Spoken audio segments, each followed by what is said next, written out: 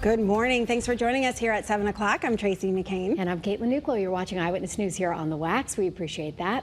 Let's say hello to meteorologist Jill Gilardi for a check on that first alert forecast. Some much better news to report. No severe weather today, yes. right? Yeah. Today we're good. It's just the fog to deal with. Some of us will, if you're traveling this morning. But tomorrow we have another first alert for storms. We'll get to that in just a little bit. But yeah, clearly fog is pretty dense in Middletown. It's going to be locally dense, but not everyone's seeing the dense fog. We have bright conditions in Waterbury, for example, where it's 59 degrees. But you can see where the visibility is worst. We have Hartford, Windsor Locks, Tolland, Willimantic. It's pretty challenging to see out there. The fog will eventually burn off this morning. Temperatures feel great. It is open window weather. Go for a walk. Enjoy these temps right now with a mid and upper 50s, even low 60s. So yeah, we were spoiled with a little bit of a break in the humidity, but tomorrow it is going to be very uncomfortable outside with a spike in humidity. All right, so the day ahead features the low clouds, the fog burning off. May take until 10, 11 o'clock in some locations like Hartford northward. Otherwise, everyone else enjoying bright conditions, but everyone will enjoy a mostly sunny sky today. Temperatures warming into the 80s.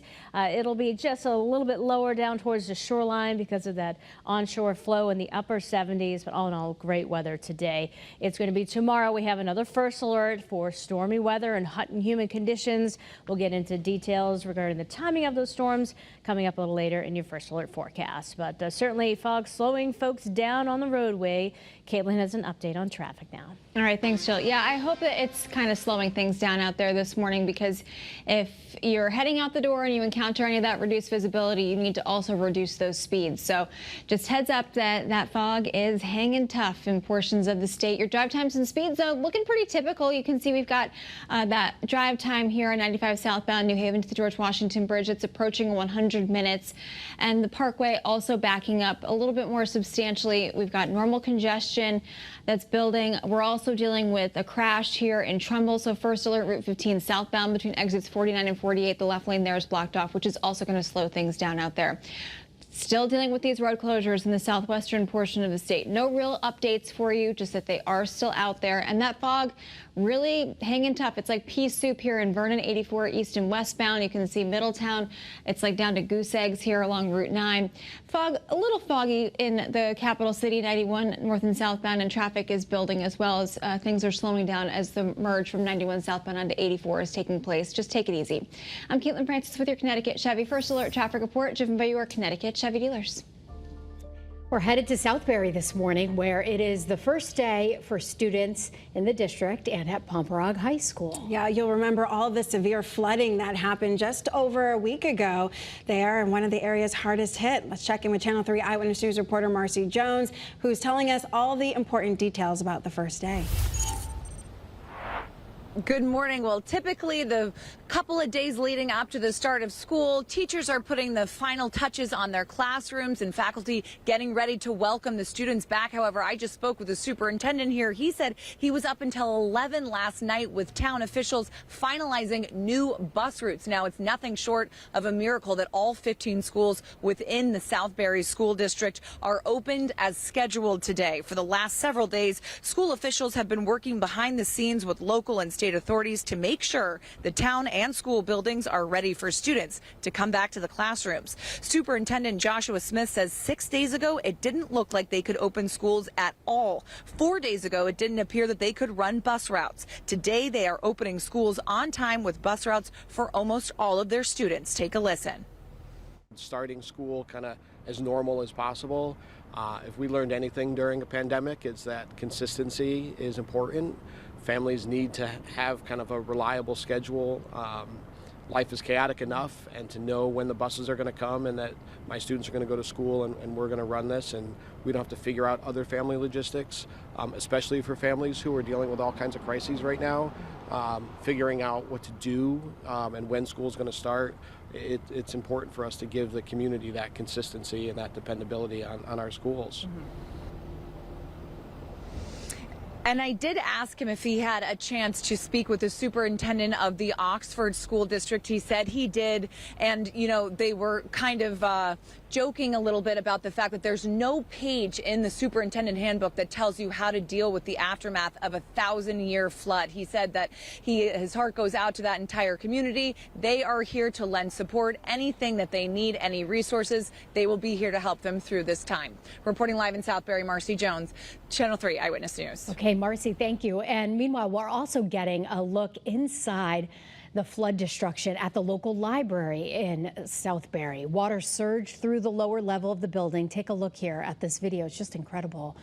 Destroying books and equipment there. Town leaders say crews have been able to pump out the basement, but of course the library is going to be closed until further notice. An active shooter situation at a Norwich shelter complex ended peacefully, and the shelter in place is now lifted. We should say it happened at an apartment complex. Police say they received multiple calls about gunshots being fired at the Stonington Estates apartment complex around 7 o'clock last night. Our Pinpoint News Tracker shows us the area. Multiple agencies responded. Police say the suspected shooter, 33-year-old Brian Burgess, was intoxicated and eventually surrendered peacefully without causing any injuries. Burgess is being held on a $150,000 bond, and he's scheduled to appear in court today.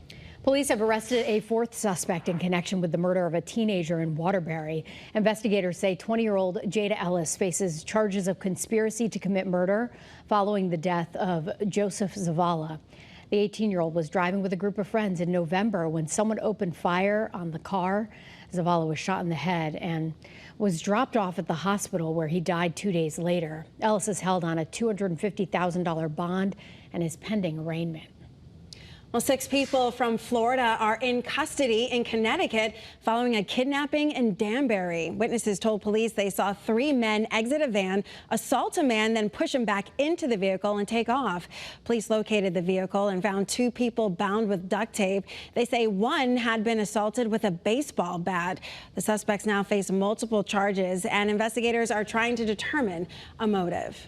Homeowners in Bristol taking action against a new proposal allowing for medical waste to be burned.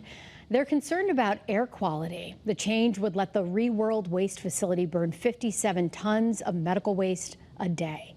We're concerned about our first responders, concerned about our children, concerned about our residents in our backyards and pollution.